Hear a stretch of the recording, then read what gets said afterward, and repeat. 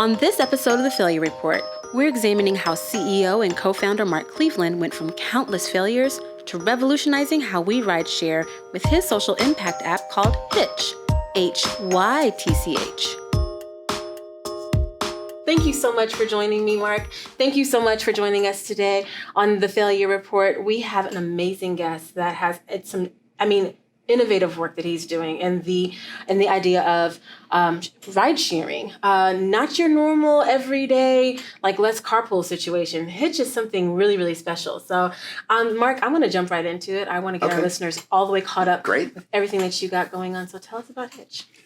Well, HYTCH is a universal reward platform for people doing smart mobility. We think sharing a ride is smarter than being alone in your car. We think taking mass transit, if it's available to you, is also smarter than your other options. And so we're trying to create a reward platform. Well, we have created a reward platform that pays people to share rides, drivers, passengers, and we're sort of the un-Uber. The un-Uber of Uber. Un-Uber. Exactly. They'll have a surge pricing for you to participate in that mobility, and we'll have a surge reward if you're doing something during peak commute times. Yeah, a lot of people think, oh, you're just like Uber, and no, we don't provide transportation, and we are the opposite insofar as Uber might charge more during peak times. That's a surge price. Right. We will reward more during a peak time.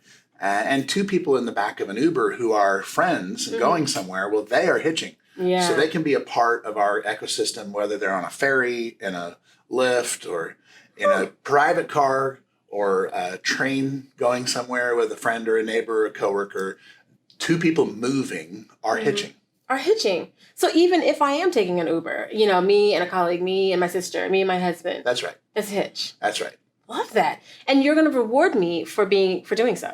We're going to make that ride carbon zero. We're going to let that accumulate in our gamification system. You'll earn points and you save trees. Yeah. We let you know what the carbon emissions savings are when you leave a car behind and your husband leaves a car behind, and together you take an Uber. That's actually quite valuable from an environmental impact perspective. Right. And we respect everybody that's providing transportation. We have to get somewhere. Right. Yeah. So we're all for mobility. Sure. And we're rewarding it anytime two or more people are sharing any mobility ride. Yeah, that is amazing.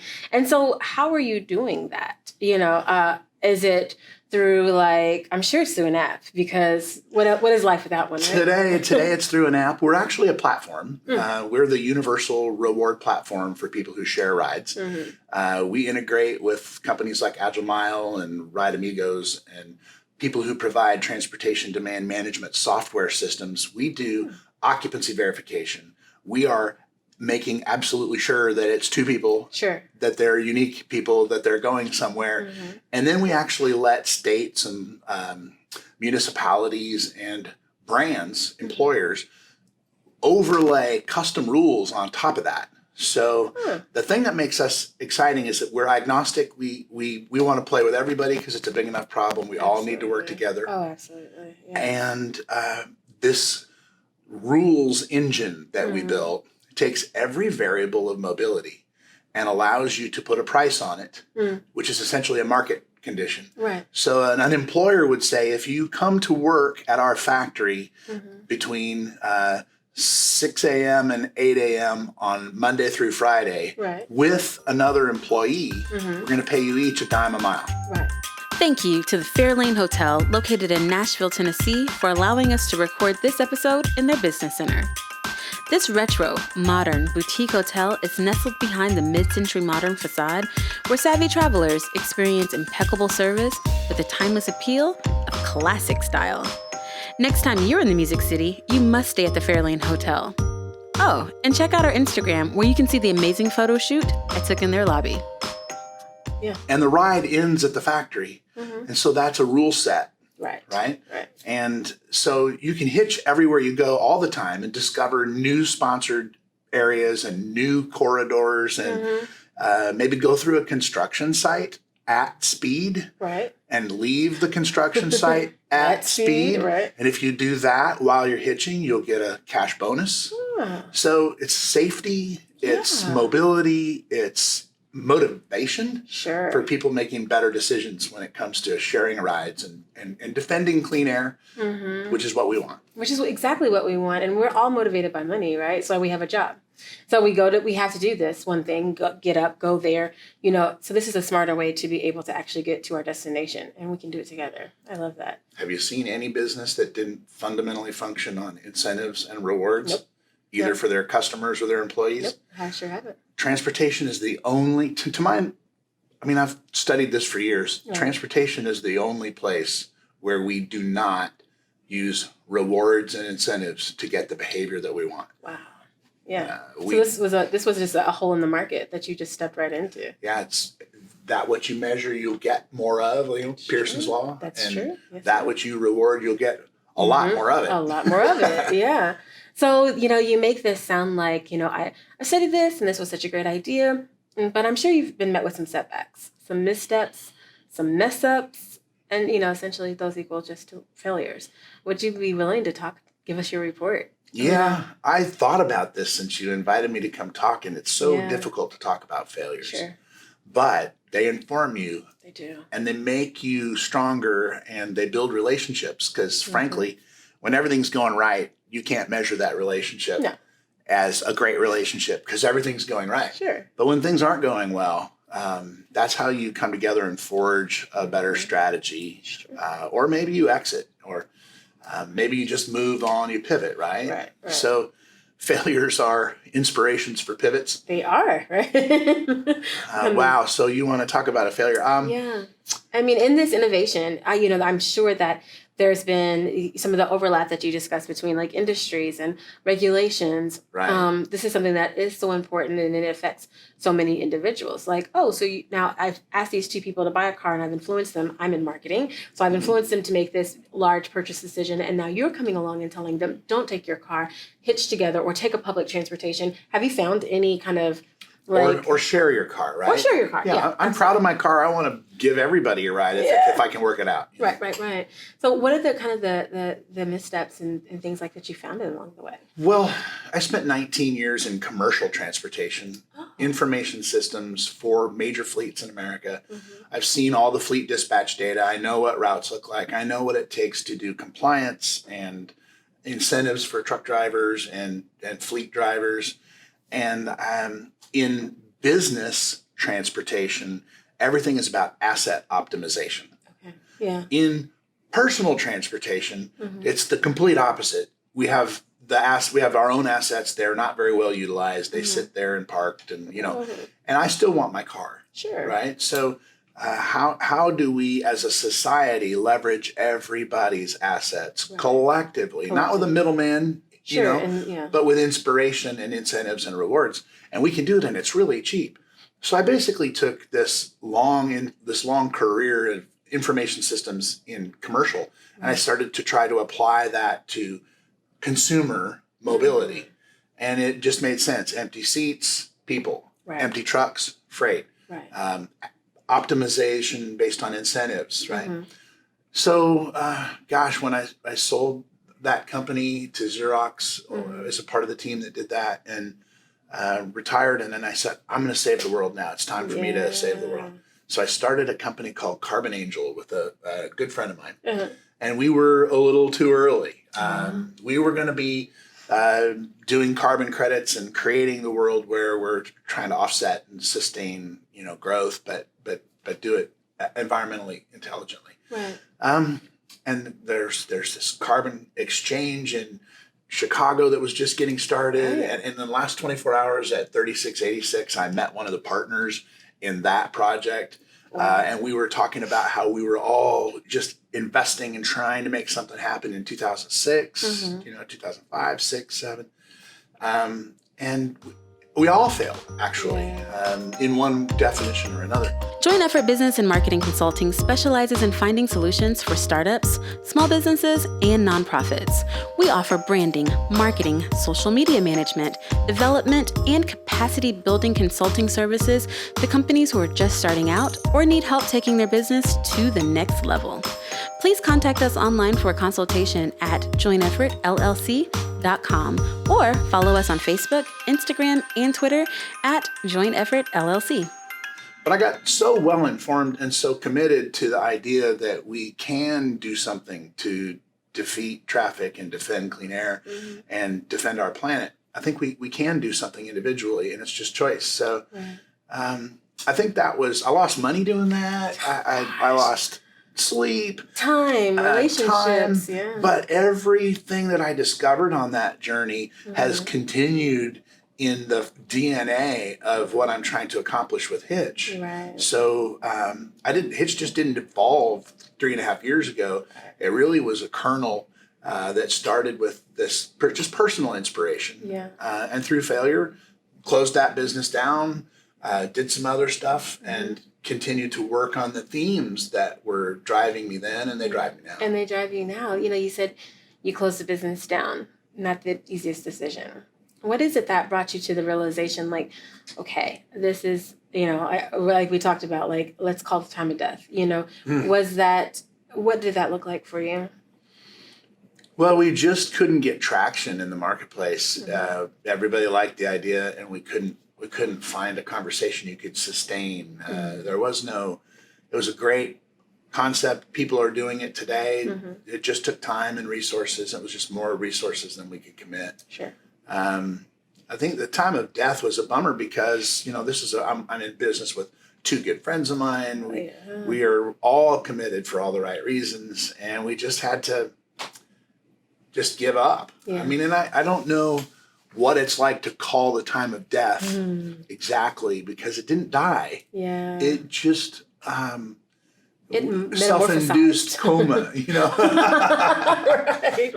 You're like, we're not dead. We're just comatose right now. Yeah. And then you're resuscitated, and then it looks like something else, Yeah, it's an element of something else that continued to be a blend of what I've done as a career, but what my heart and my entrepreneurial soul is driving me to do with friends and investors and companies that 7, 10 years later, 8 years later are going, hey, this is a really good idea. We need to find a way to support it. Yeah, to be able to support it. I happened to be on your website last night about 3 a.m. I was like, let me go through some things, and I saw a comment that said he's the entrepreneur's entrepreneur.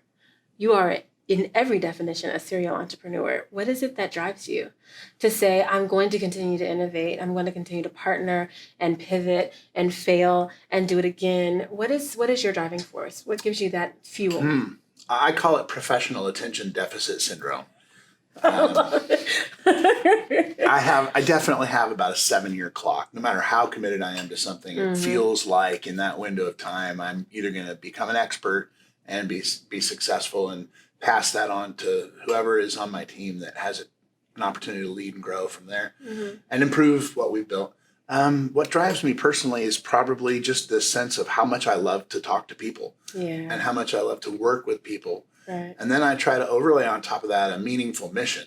I'm extremely mission oriented. Yes. So if I don't have a mission, then I'm not going to spend my time and energy on it. And because I'm on a mission, I tend to wind up aligning with other people on a similar mission. And then it's really the synergies of their creativity. How do we solve problems together? So I love solving problems. Yeah. And an entrepreneur just has a license to solve more problems than most. Sure. Because we're trying to create organizations and hatch and create value.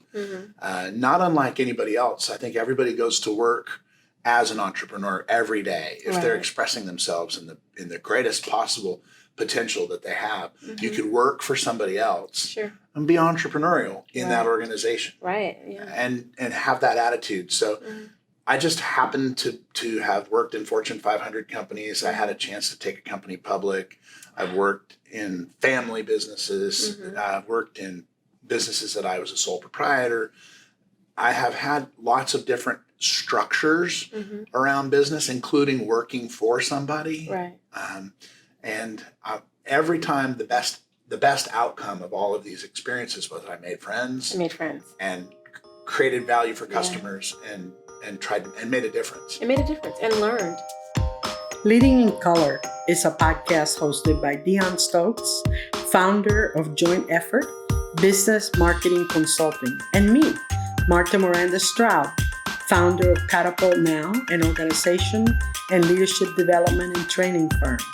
We thrive on engaging in raw, courageous conversations and topics that unpack systems of oppression that impact leaders at the margins of white, patriarchal culture. So I went to the protest, and when I went to the protest, there weren't a lot of white faces in the crowd.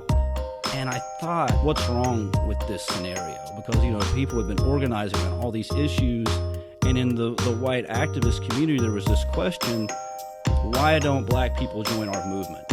Right, as opposed to why aren't we at the table in their movement? We are passionate about naming and dismantling the barriers of implicit bias, raising consciousness, and forging new ways to think about leadership that does not replicate power over others and create transformational leadership models based on systems of liberation. Join Leading in Color. Join the revolution. So we have a generation coming behind us that would love to be able to also save the world. Sometimes they're much younger than us. And they have a different perception of what that reality is going to look like. I would love for you to offer advice, warning signs, try this, not that. Whenever you are looking into the developmental, especially in the development of an app space, what are some of the things that you can, pay it forward and offer some advice on? To-dos and not to-dos. Yeah, I think apps are just the user interface. You should be building a platform. You should find a place where you can play uniquely that is driving you forward every day to get up and go solve that problem. So it's got to be core to who you are. And I also think we need to not create many, many millions of duplicates of the same idea. We need to get behind a movement. And then everybody needs to put their energy behind that movement. Right now, I believe HYTCH is the only company on the planet that is paying people to share rides and is offsetting their carbon impact when we are mobile, and we need to be mobile. And so we have a platform, we have some great employer partners, and I'd love for everybody to get behind that. So I open up the API and I make it available to help other apps and other people perform in their niche, which is customer acquisition or some larger service element that may be bigger than mine. But I think when we come together and work together in a movement, as opposed to being super fractured and trying to solve that problem uniquely, independently, we'd be stronger. Yes, of course. That's a piece of advice. Absolutely. And that probably is the most valuable piece of advice is that you are never going to be strong by yourself. If you're not trying to always find that network of individuals that are going to be there to support you through any of this, you're only strong as the people that you surround yourself with. Yeah, Dion, I think you also probably have to just not listen to the negative voices in your head and the ones that are coming out of people's mouths, huh? Yeah, let's call it intuition. Listen to your intuition. Trust your gut. Don't listen to negativity. Because it's radically different, right? Sure. And a lot of people will coach you in a direction that's about caution, or coach you in a direction that's about, limiting your vision in some way. And I heard it yesterday at 3686, have a big, bold vision. Be really bold. Be bold. Because if you're not bold, then what you do accomplish along the way is not going to reflect the potential. Sure. So if you got a little minimal mission and you accomplish 50% of it, okay. Sure. But if you have a big, bold vision, you can make a difference. I think we all individually, everybody listening here to your media, your outreach is going to be having an opportunity to make a big, bold mission. What is that? What is that? What does it look like? Well, yeah. I love that. Thank you so much, Mark. I appreciate you taking time to explain to us what HYTCH looks like and what it is. I want to know where to find it. How can we all download, like, subscribe, hashtag, all of those things? It's time for shameless shout out. Shameless shout out. Well, it's HYTCH, and most people need to know why the why. So I would say it's two people coming together. That's a why, and it's a dang good why. It's a good why, yeah. So HYTCH, Hitch Rewards. You can download it on the Apple or the Google platforms. It functions today across the United States. You download the app and you tell us a little bit about your commuting habits. We set up a profile and you tell us what car you drive, and from there we can determine what the emissions are and how much where you live and how much gas you're saving, and all these things that help people sort of gamify and really understand the impacts of driving alone. This has been such a pleasure. I have so appreciated learning more about what you do. You guys, please make sure you follow Hitch. And it's called HYTCH. HYTCH, Hitch Rewards. Hitch Rewards. We are going to make sure and link everything on our bio. You can always find them on all of the platforms to be able that you're doing your part, to ensure that you're doing your part to help save our planet as well. As always, you have to follow us in order to get to Mark and in order to know all the good things that he's doing. So please follow us, like us, Facebook, Instagram, LinkedIn, Twitter, Pinterest. You can always find us at The Failure Report. And on Twitter, you can find us at The Report Failure. And then you can find more information about what we're doing, the individuals that we're interviewing at Joint Effort LLC /failure. Thank you guys so much for tuning in today. We really, really appreciate it. Please like, comment, subscribe. I love the comments that you all have been leaving. I've been enjoying being able to respond to each and every one of them. I do respond to those personally, so be kind, but also just give me a second. I'm getting to you. And at the same time, I've enjoyed being able to connect with each and every one of you all. Thanks so much.